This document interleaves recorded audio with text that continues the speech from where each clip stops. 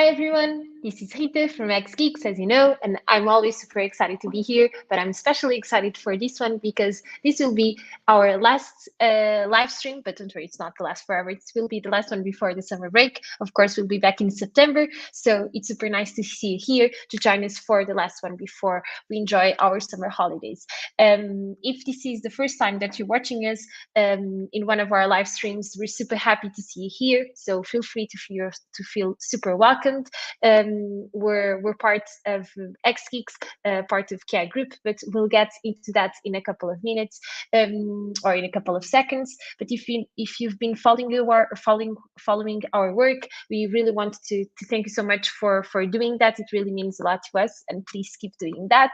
And if you're watching us in the recording, it's great as well. We hope you enjoy this time with us. And of course, you can leave not only comments below, but also, of course, subscribe us. And also, please make sure that if you have any questions, you can reach out to us also in complementary social media channels. But if you don't know us yet, and if you know, let's just give you a little bit of a refresher. Let's talk about XGeeks very shortly. XGeeks is an engineering company focused on providing capacity to product companies.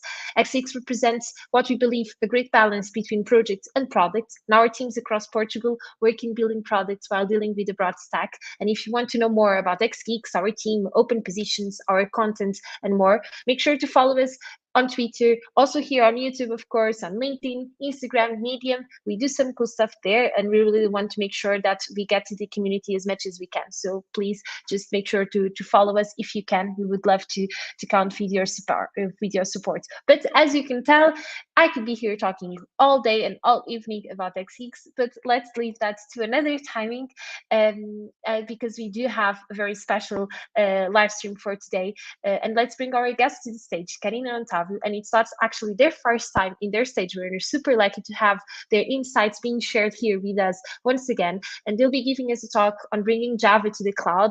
Where am I, where I'm going, and how do I get there? So these are some of the insights that they're going to share with us. But before that, and before I add them to the stream, just a little reminder to make sure to use the chat and to leave your questions, because we're going to address them throughout the live stream, and we really want to make sure that you're part of this live stream as much as Otávio and Karina are. So make sure to leave your comments over there. We're going to address them throughout the presentation. So I think it will be a great way for us to kick off this live stream. So having this said, I'll bring to our super well-known stage Karina and also Otávio. Welcome, guys. It's nice to see you. Hello, everyone.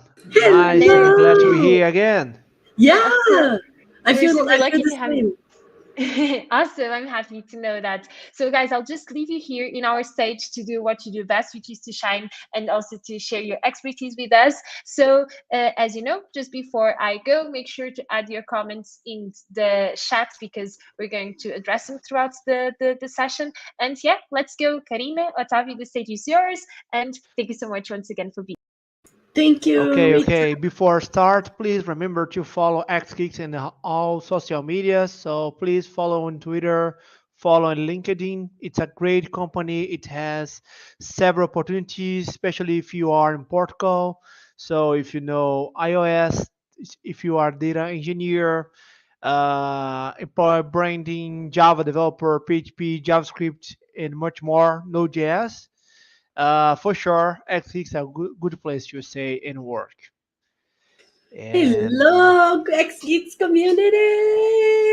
It's so good to be here with everyone today. So while Rita is sharing the screen, I am going to introduce you to what we are going to talk about today. So let's talk about the flight plan. How can you know where you are, where you're going, and how you can get there with your applications wow, in the cloud context? So in the before I get cloud. started, Mr. Otávio, let me introduce you to this awesome guy in case you don't know him yet. So this is a very good friend of mine who happens to be a Java champion and a really well-recognized contributor to the Java ecosystem. So he contributes not only to the frameworks and things around Java, but actually to the Java itself. He is member of several expert groups and he's an expert lead of many specifications. He's also an Apache and Eclipse committer, and he has won so many great awards like Duke's Choice Award, JCP, and much more. In his free time, he loves to write. So you can find many blogs around the internet and books also, which I happen to have one that is not signed by you, Mr. Otavio. You should have signed it for me. Oh, okay, okay. But the show, you'll be alone if you be on me. So with me, I have a huge pleasure to introduce you Karina Varela. She is Principal Technical Marketing at Red Hat. Uh, she received last year the organization recognition that is a Red Hat champion. We are a champion. Anyway, so she has over 10 years of experience. It's a mainly in a global scale application, especially with scalability and more challenge architecture application around the globe.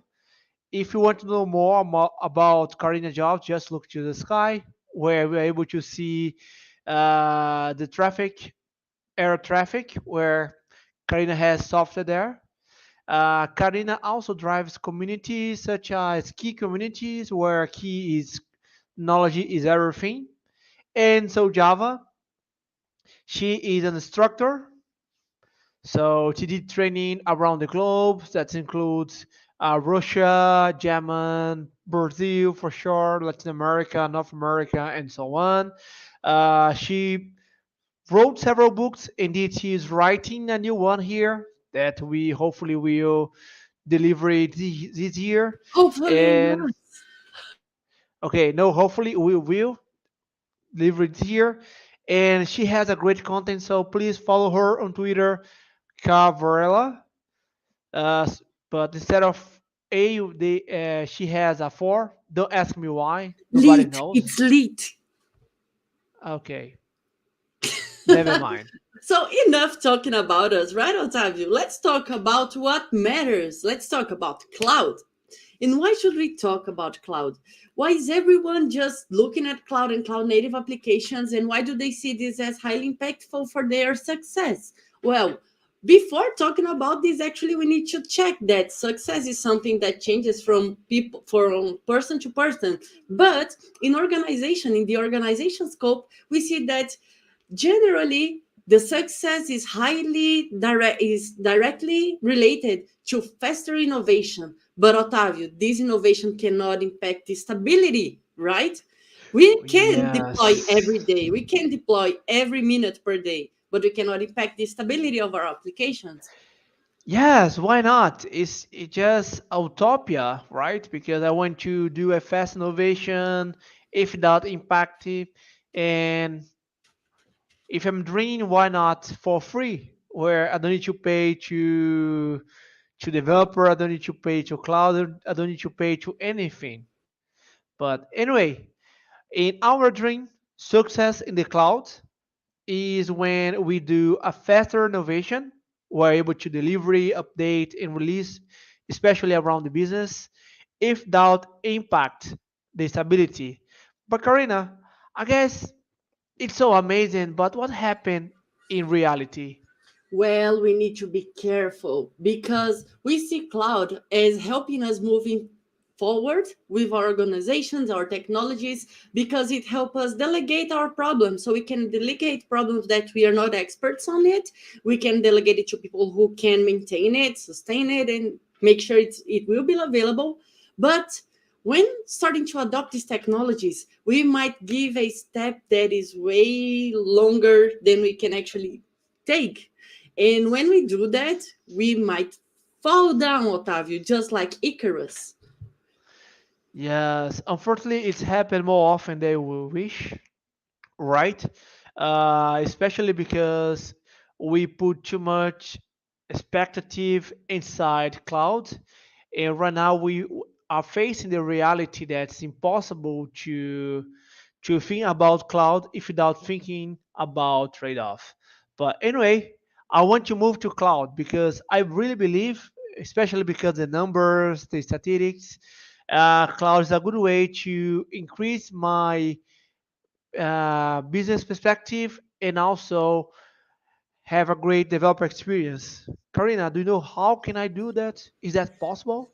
Well, actually, it is, and many companies are moving towards the cloud. But in order to do that, you need to have a flight plan, as we like to say. And why a flight plan? Well, if we look at the actual flight plan of the real world, we will see that a flight plan is something that every flight should have. Okay, so every flight should have a flight plan because it brings the route details, it brings schedule details, it talks about the aircraft type and the identification, how's the weather going to be during that flight. And all this information is going to help the flight crew that is also described in the flight plan in order for them to know how to handle this flight. Notice that when adopting a flight plan, an optimized flight plan, we will even reduce the consumption and the consumption of fuel, and therefore reduce the amount of CO2 that we emit in the ecosystem. So optimizing flight plans is a good way to go. And we can relate this to our context where we want to go to the cloud. So when we are going to the cloud with our organization and our technologies, we can look at it from the same perspective. So how do I create my flight plan? Well, the first thing, Otavio, that we need to know is where we are. Where we are right now. How is our organization in the cloud adoption journey? Do we already use some cloud services? Do we have services applications that can be deployed on the cloud? Are they ready for that? Does our architecture support these types of migration and modernization? Well, all of these type of study and mapping should be done internally to understand where you are. Next, you need to see where you want to go, how far I want to go. Well, I want to be on the state of art of cloud adoption. If you want to do that, well, the good thing is you can do some stops. So you can have many legs until you get to the final destination. In this way, you can optimize each journey, each small flight, each small leg, right? Instead of targeting something that is unrealistic and utopic for the team that you currently have, team, budget, resources, and more. So that is a brief introduction about the flight plan, Otavio. So let's talk Yeah, about and a that, good right? point about, especially Oh, go ahead. because how far I want to go is basically the same analogy that we're facing with the flight, right?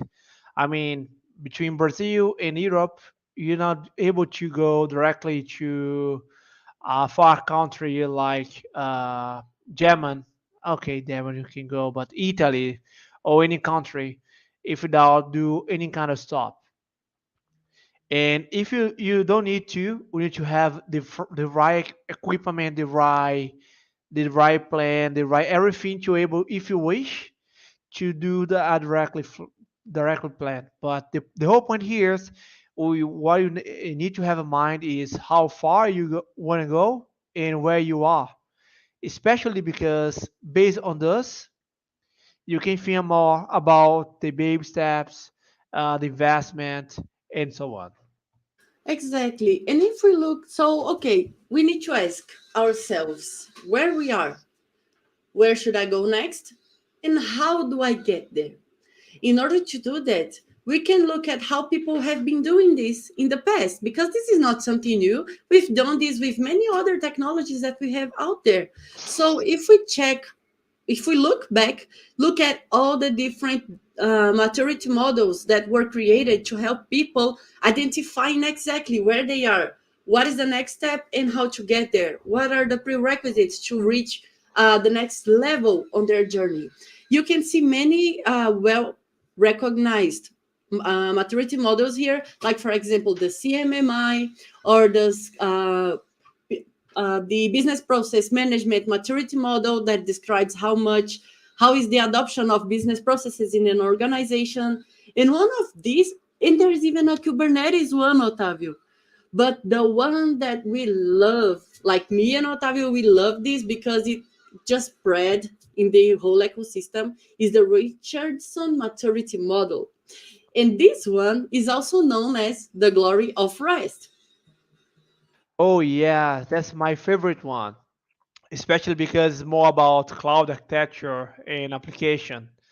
Uh, the idea of Glory REST is about maturity, where you want to achieve success in your application when you run REST application, where you start from scratch or zero level, where you have no idea about HTTP requests, and then we standardize to use resource like URL with HTTP, and then we explore the verbs like get to retrieve information, post to insert, put to update or insert, delete to delete, and finally you have we have the start of art where you are able to have hate was, that is hyperlinks to any activity. So I do a single step like a request, I'm able to see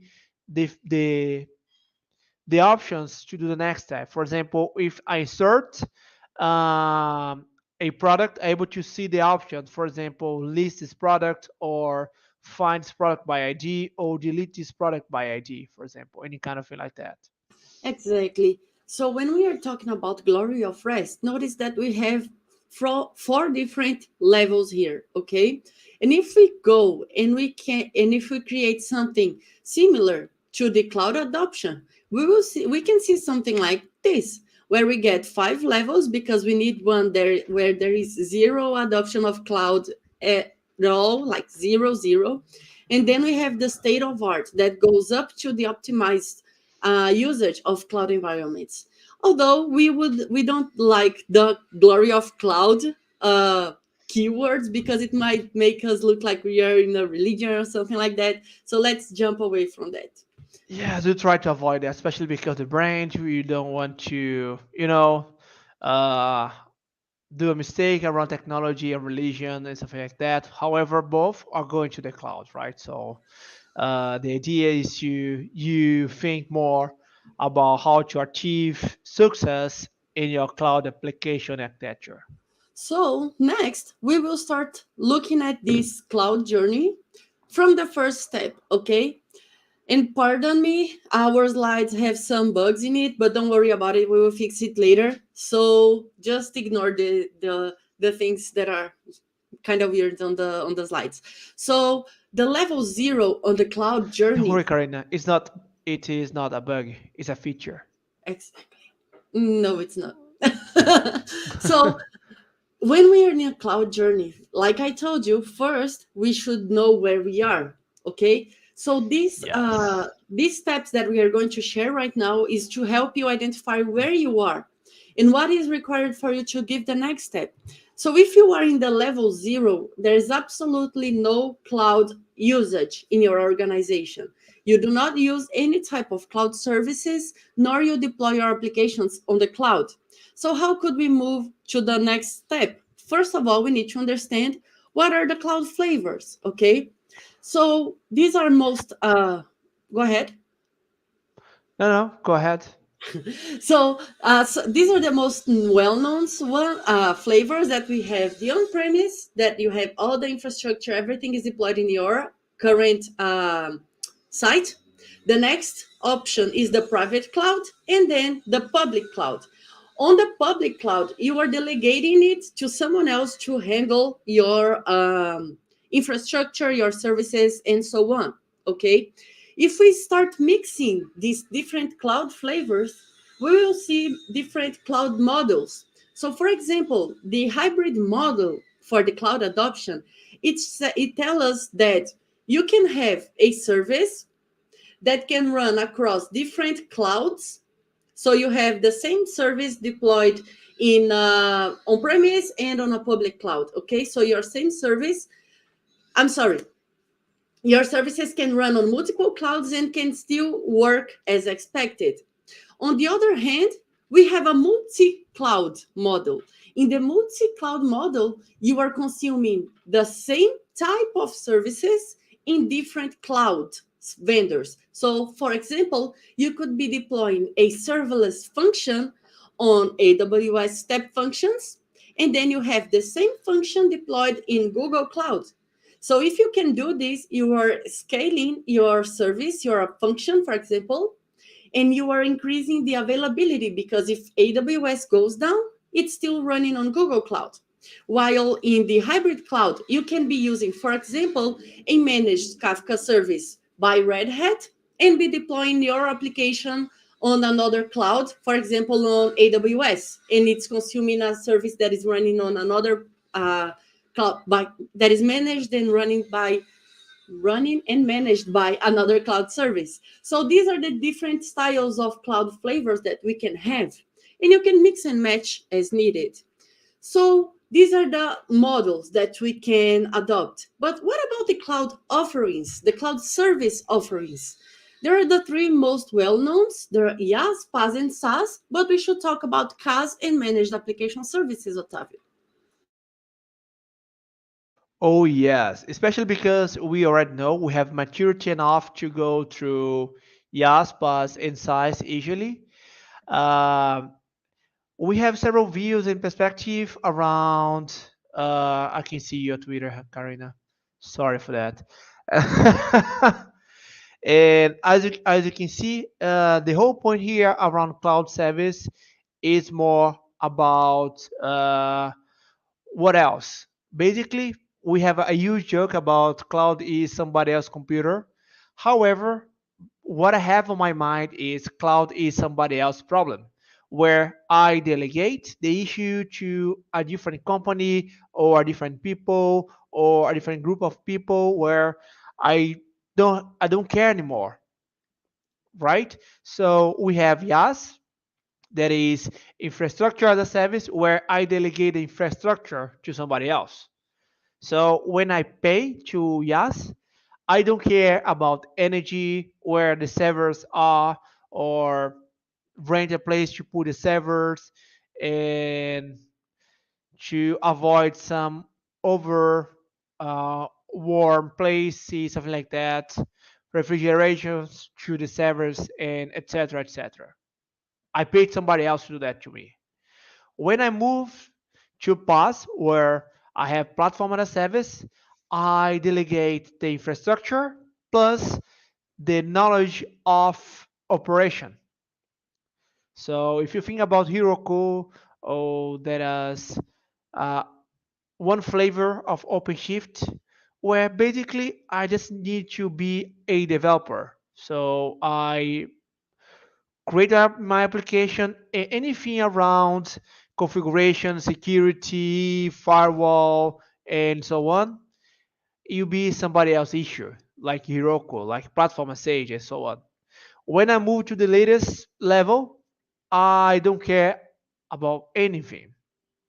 So I delegate the infrastructure, I delegate the organization, and finally I operation, and finally I delegated my software development. That is what everybody knows, right? So it's not uncertain about this, but we have more flavors and more flavors. For example, we have CAS, especially because the opportunities around cloud has increased a lot. So CAS is a container as a service, where it has abstraction to run on YAS. However, it's not abstract enough to be a PaaS. So it is in the middle between YAS and PaaS. Basically, as you can see, any Kubernetes flavor, we still need to handle directly with container. Okay. And when we talk about PaaS, we have several flavors of PaaS, where we can handle with database as a service.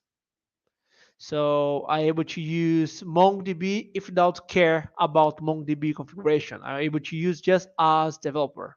Exactly, because if we look at this type of service that Otavio has just mentioned, like for example, database as a service or a managed Kafka or any other type of technology that is offered as a service, they are developer focused. They are not meant to be used by the final user like Gmail, where you just go and access and use, but it is targeting developers. So that's why we put this type of services in the managed application services category under the PaaS life cycle. So moving forward, Karina, Otávio, where is the serverless story? I don't see serverless in there. Yes, because serverless is not a cloud offering, a cloud service. Serverless is an architectural style. So you can architecture applications to run as a service, a serverless service, which means that it can, in between other things, it can scale down to zero. You will be charged only for what you use, and many other stuff. So if we look at this, do you want to talk more about it, Otávio, on how we move from the container orchestration to PaaS and serverless? Yes, yeah. It's basically, as you can see here, the delegation matters, right? So it's somebody else's problem. Especially because when as much I delegate, as much I put more focus on my business perspective. So with container, I need to have somebody else in my company or me need to know about this kind of details. When I move out to platform as service, no, I don't need to handle this. So basically, I need to work on my application service itself, and finally serverless, less with more. So basically, it's more and more focus on the business perspective. I will put my efforts on what matters. So there are many other stuff that goes around this same concept, right? But we have so far spoken about architecture, cloud models, cloud services. But what about cloud native technologies, Otávio? What it means? Whoa. What does it mean to have a cloud native technology? Oh, that's a good one. I usually say that cloud native is a Hakuna Matata in our technical perspective because right now everybody has their own definition about cloud native. So if you go through this book here, as you can see, each book has one definition. There is one foundation, that is CNCF, Cloud Native Computing Foundation, that has so lovely definition that has several buzzwords. It's so generic, it's so abstract that means nothing. So basically, right now we are working to a solution in the cloud that right now is more a sales pitch than a technical discussion. So basically, the best way to discuss about cloud native is to the question about what is cloud native for you, mainly because everybody might have your own definition or your own mantra or your own Hakuna Matata around cloud native. But it doesn't matter, right, Karina? The point Yeah, is, right now we have methodologies. exactly. But notice, just before we move forward, uh, if you should bring one concept for cloud native, just remember that cloud native is highly tied to concepts like containers. It is also the applications that can leverage the cloud environments where they are being deployed to.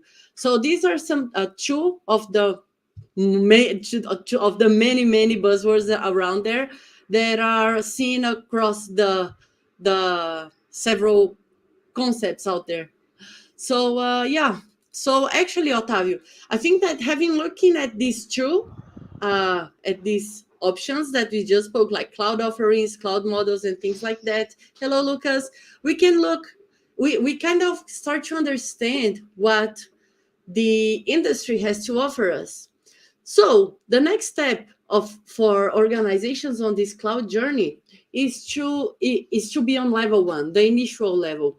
So once people are on the initial level, they start to use cloud. It's a really basic way, and they have no automation. Their observability is really restricted. They cannot, or even they don't have it. So on the first level, you started using cloud services. Yes, especially because there is no silver bullet in the real life, right? That's why a lot of people fail. Because every single step you need to understand that there are risks, there are costs, and mainly the complexity. Okay, I have a thousand options. So the choice become a complexity. And right now we are facing the paradox of choice, where we have so much choice to make our life easier, but because we have too much choice, it makes our life more harder and tough than we had in the past. Okay, so we have what's supposed to be simple, more difficult. And do we But still have to care about things like security and when we start adopting cloud? I don't think so. Who cares about security, right? Yes, we need to think about security and mainly about business. Sometimes we as senior developer, staff engineer, staff plus engineer, forget about the main goal of application is to achieve success in the business perspective. Remember that every single day. So once the cloud adoption starts to get more natural to the organization and they start adopting more and more services and their team starts to be more used to it and to overcome the challenges that they see on their daily routine, we get to the level 2 on the automated level. In the automated level, the development and the infrastructure of these services that these organizations are running, of the technology stack, can be automated and repeatable. So if I need to deploy a Java application, that's going to be simple. It's automated and repeatable. Okay, the usage of CI/CD practices becomes very natural, even on cloud environments. So it's not only about deploying locally with automation, but also on the cloud. Yes, especially because one thing that I learned in these years, mainly when I achieve uh, staff and then principal and then distinguish, is the more difficult thing to be scalable is not application, but the culture, the people, and the software engineer quality. And every time that we talk about scalability, remember to break down the silos of knowledge of your team or your company. So if you has less and more integration, you will prevent, you will avoid delay, and especially you have more integrations. And especially when you go to the history of the software development, you are able to see integration, integration, integration. The agile idea with agile manifesto was about doing integration between developers and users. And then in 2010, around 2010, we had the DevOps culture where the idea was to integrate developers with operations people. And finally, the DevSecOps, where, okay, we're now able to develop closer to the business to release more often. Then, okay, I can deploy my application faster and more often, especially with automation. But how about security? So right now we have this DevSecOps, and again, agile developer with user, DevOps developer with operation, DevSecOps developer with security and operation, developers, and developers.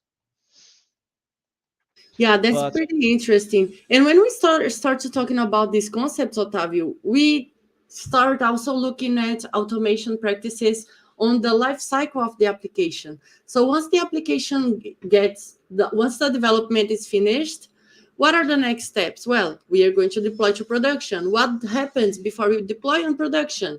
We need to build the code, test the code, run security checks, release a new version of that application, deploy into stage environment so it can be validated, and finally deploy to production.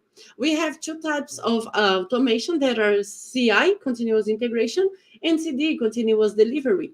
You could only adopt, for example, CI, where you are automating only until the point where you generate the new release that can be deployed into the next into the environments. So you can have the package, but the deployment is not automated. You can go and adopt a CD where you're going to have the full life cycle, including the deployments. And you can even have CDs with approval steps, and that's still considered as continuous delivery. So the thing is, when you're moving to the cloud, you need to understand that the way your applications are going to be automate, the life cycle for your applications are going to be a little bit different, because you can have new images that will be added to this cycle. So you need to have good practices on how you create your images, good practices on the type of image that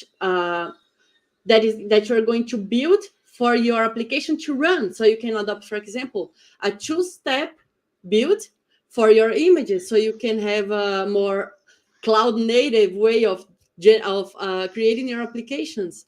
Also, you do not need to rely on applications like Jenkins and such to deploy on the cloud, especially if you're running on Kubernetes based environments. You can leverage technologies like Tecton, which allows you to run each step of this integration of this life cycle that you see on the screen right now in a separate container. So there are many ways that you can level up the way you do CI and CD on cloud technologies. So Oh, this that's is fascinating. about, yeah, this is about level 2. Now on the level 3, Otavio, we not only automate the CI/CD, the life cycle of the app, but we also automate the the infrastructure side. And we also start to have a really well established observability and monitoring of the services that are deployed in all the different clouds. Remember, we have multi and hybrid, so you might be using several different cloud options. So on the level 3, you start to easily monitor and troubleshoot the issues that you have in these environments. Yes, especially because when you talk about cloud, making the your infrastructure and architecture more observable and more modifiable is important. One way to achieve that is using infrastructure as a code because we have more transparency. What you have is more observable, so I'm able to see what is the production. Just look in the code. It's more testable. It has safer because I know what's going on there. It's more modifiable and mainly reversible. For example, I tried to move my application to Java 17. However, I got some frameworks who does not have support yet to this version. I able to just do a git revert, and based on that, I was able to return to my previous version. The bad news is I'm not able to say, okay, it works on my machine anymore because everything is infrastructure around code. And we have several tools, right? And you can go even more when you talk about infrastructure as a code. To me, it's a state of art where I combine Odoo Fusion with infrastructure as a code, pull requests or merge modification requests with CI/CD. So it's GitOps, where I have a Git as a single source of truth, the single place to operate, and all chains are observable and verifiable. Just to highlight one important thing, it does not mean that you should have a single repository to put the infrastructure and the code. If you want to, and or if you wish, you can use a repository to a code, a repository to infrastructure, or even you have want to have more repositories to the code is up to you. However, the Git repository or Git repositories are the unique place to reproduce your code and your infrastructure. Very nice. So with this, we come to the last level that a company can be in their cloud journey, which is the optimized level. In this level, the organization can be using a hybrid model, a multi-cloud model, without affecting their capabilities for monitoring and troubleshooting. Okay, so they can have all their technical and business KPIs under control. They can see everything that is happening, And not only that, but they can extract the KPIs, as I said. And the KPIs is the key performance indicators. So that is what can provide a lot of knowledge for the decision makers in order to understand if what is happening is good and if we should keep that and how we can enhance what's going on. So on the Wow. optimized level, Otavio, it is pretty easy for us to avoid vendor lock-ins because we start to look at the whole landscape of services that are being offered, and we look towards moving away from things that will give us vendor lock-in. In other words, if I use this piece of code or this style of application deployment or anything like that, and I can only do that in this vendor, then you're going towards vendor lock-in. How can we get away from that, Otavio? Oh, right now it's hard, especially because the cloud, the clients, the companies, and to me, the best way to avoid this nightmare is using standards.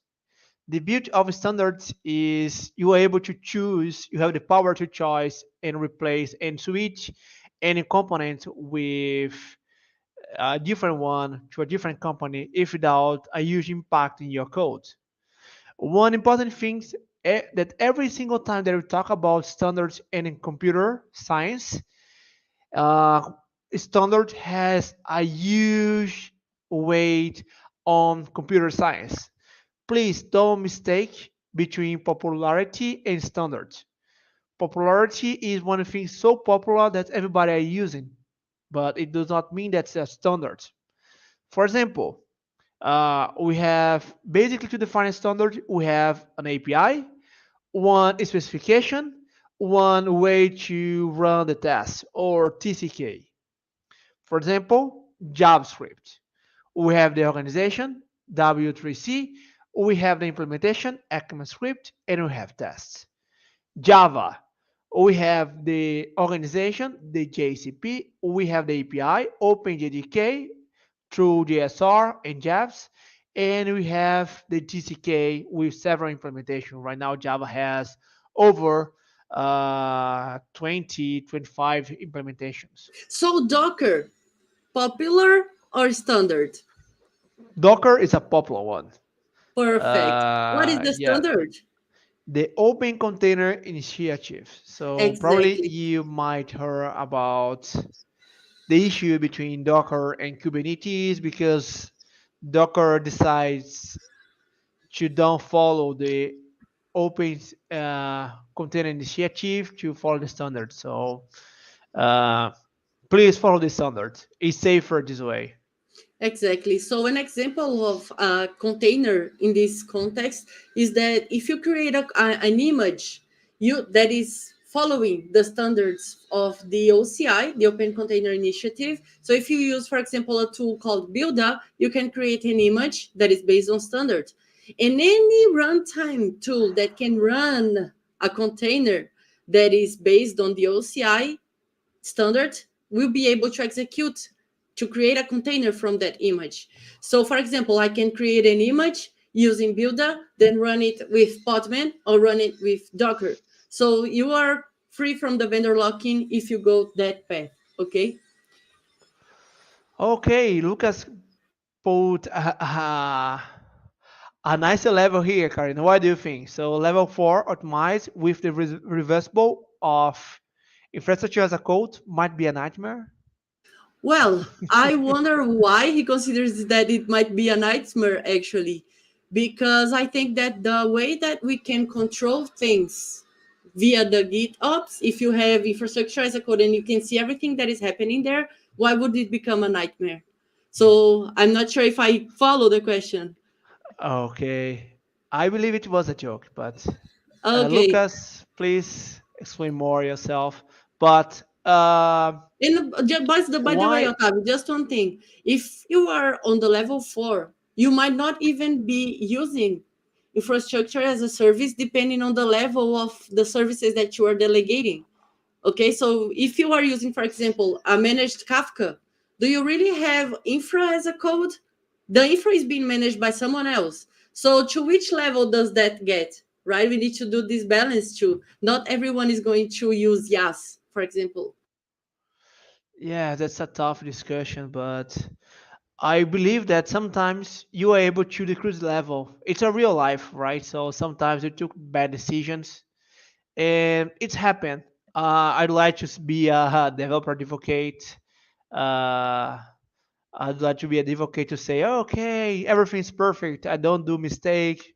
If you choose the perfect solution, there's no way to do mistake, but it's happened.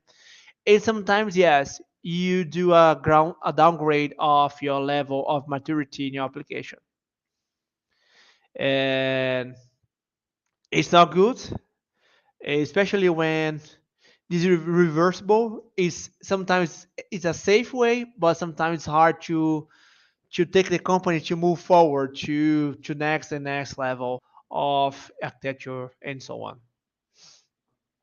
So I have shared that I am happy to further discuss this topic on the Java group that we generally use on Telegram. That is the So Java BR. If you want to join us, just let us know.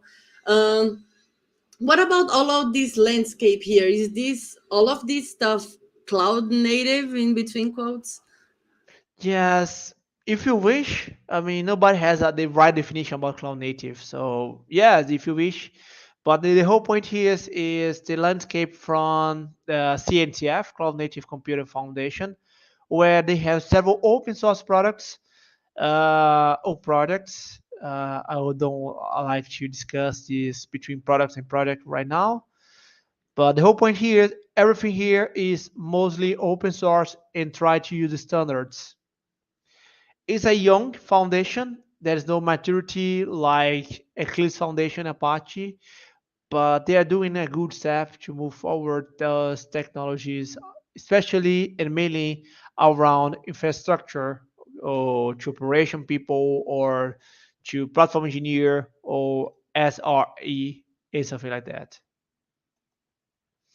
So with that, we have gone through 5 levels where where organizations can identify themselves within, so they can know which is the next step for them to take, and actually even where they want to go. Because not everyone needs to go to level 4; they can be happy on being on level 2, for example. So this is not a rule. It is not a rule that everyone needs to be on level 4 on the cloud journey. Just remember that it is important to know where you are, and then where you are going and how you can get there. So with this, we wrap up today's presentation, and it was a pleasure to be here with you all. We have addressed a couple of questions during the presentation, so I wonder if there are any last questions. And remember Okay, to follow Otavio on Twitter, Otavio Java. and as well, Corina. Yes, Lucas, it's a possibility. It's happened with me a long time ago. I mean, not so long time ago, but yes, we as a team did a mistake, and we did a downgrade of your level of maturity for I believe it was for 2 3 months. But we did one step forward, back to do two step forward. So it's a real life. So it's happened. It might happen. Awesome. All right. So cool, guys. Thank you for the Thank you opportunity so of much. being here. Yes. Thank you. It was awesome to have you guys. So I just want to have uh, 3 extra seconds for people over there at home just finishing their questions if they have them.